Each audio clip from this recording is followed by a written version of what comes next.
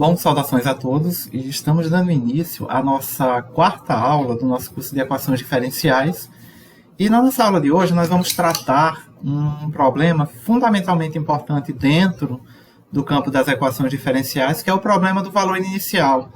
Muitas vezes esse problema acaba passando desapercebido, né, em algumas análises, né, feitas por muitos alunos. No entanto, ele é um problema de fundamental importância no campo das equações diferenciais. É exatamente por conta disso que nós vamos traçar essa discussão na nossa aula de hoje. Então, nós vamos falar um pouco sobre o problema do valor inicial. Bom, para nós entendermos o contexto, né, desse problema no campo das equações diferenciais, nós temos que nos remeter à ideia, né, da solução de uma equação diferencial. Então, nós sabemos que quando nós resolvemos uma equação diferencial, tá, essa resposta, essa solução, normalmente ela vai vir em termos de constantes. Ou seja, quando resolvemos uma equação diferencial, na verdade, nós temos uma família de soluções. Uma família de soluções justamente por conta dessas constantes que aparecem nas soluções, né? Essas constantes, podendo assumir qualquer valor, né, vai nos dar a possibilidade de nós termos uma solução, né, que, na verdade, né, comporte, né, infinitos, né, resultados possíveis. Ou seja, eu posso ter infinitas soluções para uma equação diferencial. E qual é o problema de nós termos uma família de soluções para uma equação diferencial? É que, quando nós vamos aplicar as equações diferenciais em problemas práticos, principalmente em análises físicas, né, não faz muito sentido nós termos uma equação diferencial que nos dê para o mesmo problema infinitas soluções. Nós precisamos particularizar essas soluções. Nós precisamos encontrar uma solução que seja característica daquele problema. Tá? Então, se o meu problema é calcular o espaço percorrido em função do tempo, e eu resolvo uma equação diferencial para encontrar esse problema, então não faria sentido eu ter uma função que me fornecesse uma posição, né, que para o mesmo intervalo de tempo, né, ela me desse infinitas posições possíveis. Então, não faria muito sentido.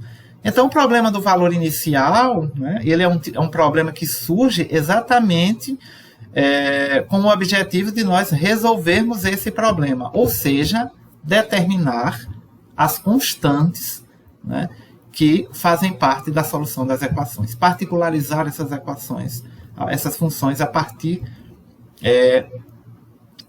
dessa análise. Então, é exatamente esse o problema que nós vamos tratar. Nós vamos utilizar o problema do valor inicial para, a partir dele, determinar as constantes que particularizam a nossa equação. Tá? Então, vamos começar, né, com uma forma geral de um problema de valor inicial. Então, no geral, tá, um problema de valor inicial, PVI, pode ser representado dessa forma que está aqui. Então, nós temos uma função. Tá? Essa função ela vai ser solução de equação diferencial. Tá? E essa função ela depende, né, vamos supor, de um x, depende, né, da própria função y, depende da derivada dessa função, tá? Da derivada primeira dessa função e da enésima derivada. Então, isso aqui igual a zero. Tá? Então, uma explanação geral do valor inicial seria nós definirmos, né, um ponto específico, como, por exemplo, y de x0 igual a y0 e y' de x0 igual a y1, ou, né, um determinado valor particular para a enésima derivada dessa função. Então, no modo geral, é assim que nós representamos, que nós estabelecemos, né, a forma geral de um PVI, de um problema de valor inicial. Nós impomos, tá, que a nossa solução ela deve obedecer a algumas condições iniciais. E as condições iniciais são exatamente expressas por esses termos que nós estamos colocando aqui. Vamos tentar entender melhor essa ideia através de um exemplo mais prático, né? Então, partindo da ideia que as condições iniciais são extremamente importantes no que se refere à análise e à particularização de soluções de equações diferenciais, tá? Nós precisamos ter um entendimento bem sólido sobre que é esse problema e como usá-lo para determinar as constantes arbitrárias de uma equação. Tá? Então, como exemplo, eu vou colocar aqui um exemplo bem simples, né, de equação diferencial, um exemplo em que nós podemos resolver a equação utilizando apenas as técnicas de cálculo diferencial e integral. Tá? Então, nós vamos imaginar a seguinte situação, tá? Que seria a situação mais simples possível, né, que nós poderíamos analisar dentro desse contexto. Tá? Então, nós estamos considerando um movimento que se dá com velocidade constante. Tá bom? Então, nós vamos imaginar que existe um corpo que esteja se deslocando com velocidade constante e eu queira determinar a função matemática que descreve a posição desse corpo em função do tempo. Tá? Então, nós vamos partir, né, da ideia geral que a velocidade é a derivada da posição com relação ao tempo. Tá? Lembrando que essa velocidade aqui é uma constante, né? Então, uma solução possível para esse problema seria nós escrevermos dr igual a v dt, tá? Integrando ambos os membros. Então, eu vou fazer a integral do dr para obter o r, e, do outro lado, a integral do v dt. É claro que nós estamos resolvendo integrais sem limites de integração, integrais indefinidas. Tá? Então, quando eu resolver esta primeira integral aqui, que é a integral de dr, eu vou obter um r, né, mais uma constante C1, tá, que é uma constante de integração referente a essa integral indefinida aqui. Então, fazendo a mesma coisa do outro lado, a integral de v dt, tá, vai ser v vezes t, sempre partindo do pressuposto que partindo da condição, na verdade, que o V é constante. Então, eu vou ter que R mais C1 igual a VT mais C2.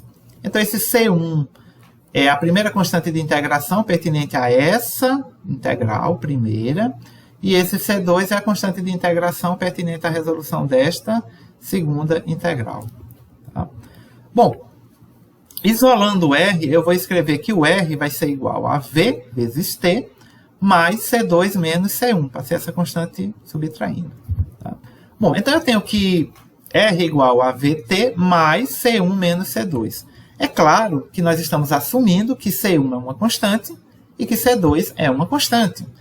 Então, uma constante menos uma constante, logicamente, vai me dar como resultado uma constante. Então, eu posso escrever esse C2 menos C1 simplesmente como sendo um C. Então, eu vou chamar isso aí de uma constante C, e aí eu reescrevo a minha equação, tá, na minha função, como sendo R igual a C mais V vezes T. Então, essa função R igual a C mais V vezes T é a solução, tá, desse problema aqui, dessa equação diferencial que aqui está. Então, nós encontramos o valor de R em termos da constante C. Tá? Mas se nós formos analisar esse problema, nós vamos perceber o seguinte. Imagine que eu queira determinar a posição de um corpo, tá, a partir do tempo. Tá? E assumindo que essa constante C ela pode assumir qualquer valor, ou qualquer valor dentro do campo dos reais. Se nós formos analisar esse problema, nós vamos recair naquele que eu falei inicialmente. Né? Então, imagine que eu quero determinar a posição desse corpo, né, em um determinado instante de tempo. Então, eu vou substituir o valor da velocidade aqui, que eu devo saber, e o valor do tempo. Tá? Se essa constante C ela pode assumir infinitos valores, então eu teria para essa posição da partícula infinitas soluções possíveis para o mesmo intervalo de tempo, ou para o mesmo tempo. É algo que não faz sentido no campo da física. Então, essa equação, da maneira que está, né, essa função matemática do jeito que está, ela não pode ter um sentido físico. Tá? Exatamente por conta de uma constante que nós não determinamos. Então, nós temos aqui uma família de possíveis soluções, mas que não representa uma significância física para nós. Nós precisamos determinar o valor dessa constante C. E para encontrar o valor dessa constante C, nós precisamos aplicar as condições iniciais do problema. Tá? Ou seja, eu devo aplicar a esta função condições que estejam de acordo com o contexto do meu problema. Ou seja, inicialmente, quando esse movimento começou, inicialmente, quando se deu, né, esse movimento, que condições, né, devem ser satisfeitas, né? Então, é exatamente isso que nós vamos tratar, né, nesse problema, né? Aplicar essas condições para resolver o meu problema e sair de uma solução que é geral, que vai me apresentar infinitas soluções, né, para uma solução mais específica. Tá? Então, as condições iniciais que nós vamos atribuir a esse problema seria o quê? No instante de tempo t0, ou seja, no início da contagem dos tempos, R0, ou seja, R do tempo zero vai ser igual a um R0 qualquer. Então, é simples mostrar isso, né? Que nós vamos assumir que em t0 igual a 0, tá?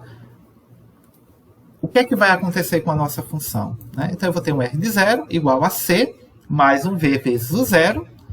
Isso vai me dar o resultado que R0 vai ser igual a C. Tá? E esse R0 igual a C é o que eu chamo de R0. Então, na verdade, para esse problema, aquele C representa a posição inicial do corpo. Quer dizer, a condição que inicialmente o corpo estava para iniciar o movimento. E aí eu consigo reescrever essa equação agora conhecendo o que representa esse C. Esse C representa a posição inicial do corpo, né? Esse R0. Tá? E a partir daí eu tenho uma solução que é uma solução particular, né? Que é a equação do movimento uniforme. Tá? Então eu sei que essa constante C, na verdade, vai ser a posição inicial que o corpo estaria ocupando. Eu resolvi isso a partir da aplicação dessa condição inicial. O que é que acontece com a função no t igual a 0? Isso aqui é o início do movimento analisado. Então, aqui nós vimos como o problema do valor inicial pode ser utilizado para nós determinarmos, né, e particularizarmos uma solução geral de uma equação diferencial. Um segundo exemplo, né, que nós podemos utilizar no campo da física seria a solução da equação diferencial do oscilador harmônico. Tá? Se você tem um sistema massa-mola, né, que esteja se deslocando ou oscilando em torno de um ponto x igual a 0, nós sabemos que para esse tipo de movimento nós podemos ter uma equação diferencial de segunda ordem. Essa equação diferencial representa o movimento oscilatório, né, desse sistema massa-mola. Se nós resolvermos essa equação, nós vamos encontrar uma forma bem geral. Na verdade, existem alguns procedimentos matemáticos que devem ser feitos aqui, mas eu optei em deixar na forma bem geral mesmo, então teria algo desse tipo aqui. Tá? E observem que no problema vão aparecer constantes B1 e B2, né? E essas constantes elas são encontradas a partir das condições iniciais impostas ao nosso problema. Tá? Quando você tem uma equação diferencial de primeira ordem, então, normalmente essa função, né, ela deve obedecer a uma específica condição inicial. Quando essa equação é de segunda ordem, ela deve obedecer duas condições específicas iniciais. E aí, com isso, né, com algum trabalho algébrico e aplicando essas condições iniciais, nós podemos determinar o valor dessas constantes B1 e B2 e, logicamente, ter uma solução que seja fisicamente aceitável. Tá? Então, esse B1 e esse B2 podem ser determinadas por meio de condições iniciais. Observem, né, que como eu tenho uma equação de segunda ordem, tá, nós vamos estabelecer, no geral, tá, que no início da contagem dos tempos, ou seja, em t igual a 0, tá, a solução geral dessa equação obedeça essas duas condições que estão aqui expressas.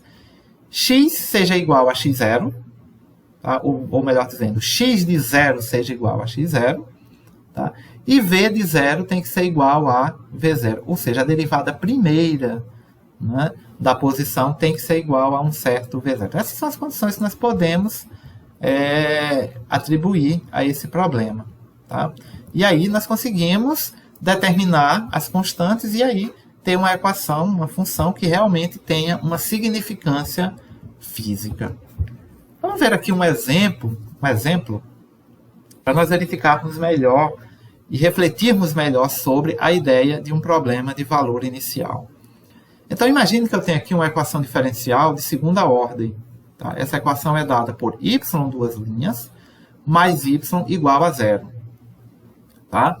Então, nós estamos supondo, né, que essa equação diferencial tem uma solução dada por seno de x, uma solução específica, seno de x mais cosseno de x. Vamos olhar que seja uma solução particular dessa equação que está aqui. Tá? Então, nós queremos verificar se essa solução específica dessa equação diferencial aqui, observe que ela não tem constantes, tá? Então, provavelmente, eu estou supondo que eu resolvi essa equação diferencial, determinei as constantes que satisfazem essa equação, né, as condições iniciais do nosso problema, e obtive essa função que está aqui. Aí eu quero verificar se realmente essa função aqui é solução dessa equação. Tá? E aí, nós temos que verificar, né, se essa função obedece a essas condições iniciais. Ou seja, se y de zero é igual a menos 1, ou seja, se quando x0, ou seja, quando esse x for zero, y0 é menos 1, e quando y' de zero é igual a 1. Então, será que esta função aqui satisfaz essas condições iniciais? E aí nós vamos ver uma análise interessante nisso. Tá? Eu tenho uma equação diferencial e tenho duas condições iniciais que precisam ser satisfeitas. Então, imagine que essa função, essa equação diferencial de segunda ordem, ela resolva um problema físico específico, tá? E para esse problema físico específico que eu estou resolvendo, ela tem que obedecer essas duas condições iniciais que estão aqui. Então, essas condições que eu imponho para particularizar a minha solução. E vamos verificar se esse f de x igual a seno de x mais cosseno de x é solução desse problema de valor inicial. Tá?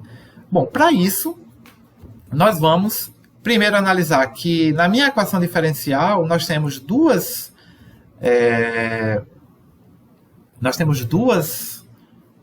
quantidades, que é a derivada segunda do y e o próprio y. Então, eu vou verificar primeiro se essa equação aqui satisfaz, né, a nossa solução geral. Né?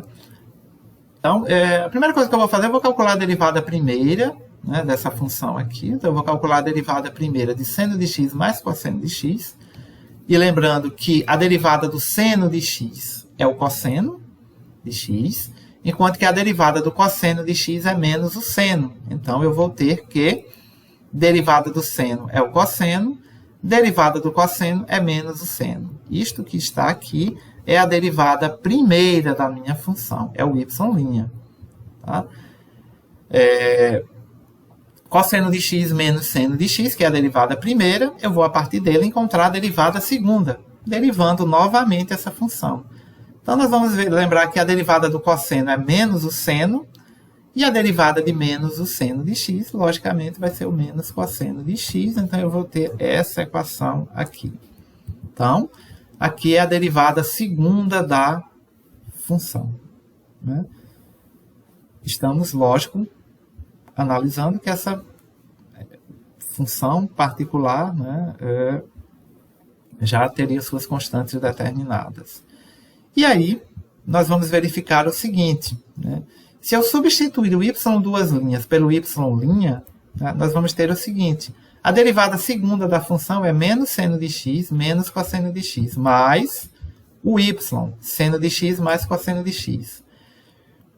Isso, evidentemente, nesse caso aqui, se nós formos processar a soma, menos seno de x mais seno de x, zero. Menos cosseno de x mais cosseno de x igual a zero. Tá? E y é a solução da equação diferencial. Então, em linhas gerais, né, essa função aqui ela é a solução dessa equação diferencial. É lógico, já com as constantes já explicitamente determinadas. Tá? Então, ela resolve essa equação, né, como, né, o próprio problema coloca.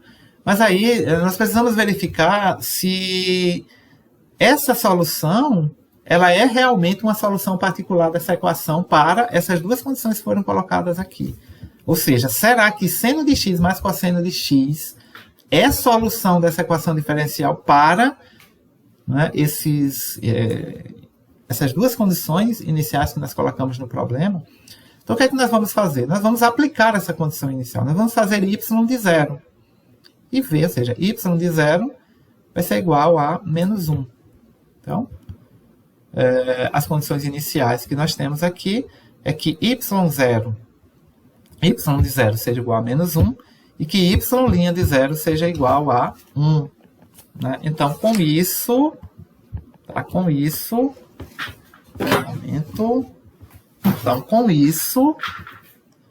nós vamos ter que condições iniciais do nosso problema. Da condição 1, y de zero. Então, eu tenho seno de zero mais cosseno de zero. Né? O seno de zero é 0, o cosseno de zero é 1. Então, eu vou ter como resultado aqui 1. Da condição 2, nós vamos ter y' de zero, ou seja, eu vou pegar a derivada primeira da função. Então, substituindo o zero no lugar do x na derivada primeira, nós vamos ficar com cosseno de zero menos seno de zero. Nós vamos analisar aqui, o cosseno de zero é 1, o seno de zero é 0, então o resultado aqui também vai dar 1. O que é que nós concluímos com isso? Tá? Que apesar que essa equação particular que nós estamos mostrando, né, essa solução particular, essa solução específica que foi colocada, não é solução da nossa equação diferencial para esse valor. Ou seja, ele não satisfaz as condições iniciais do problema. Tá? Então, por exemplo, se essas condições iniciais são condições que precisam ser atendidas em um determinado problema, essa solução ela não se aplica a essas condições iniciais. Tá? Então, mesmo aquela equação resolvendo, né, a função resolvendo, sendo solução da equação diferencial, mas ela não atendeu às condições iniciais do nosso problema. Tá? Então, no campo de aplicações das equações diferenciais, tá, um aspecto fundamentalmente importante que nós temos que ter é sempre a determinação das condições iniciais do nosso problema. Tá? Ou, melhor dizendo, a partir dessas condições iniciais, determinarmos as constantes. Porque a partir disso, a partir da determinação dessas constantes, é que nós damos um sentido físico àquela função que nós estamos trabalhando. Ou seja, a partir do momento que nós determinamos as constantes arbitrárias que estão presentes na minha solução geral, tá? Eu estou especificando, né, eu estou convergindo a solução da minha equação para uma solução única. Né? Para uma solução única, para uma solução específica que resolve o nosso problema. Eu não vou ter mais infinitas soluções para o meu problema.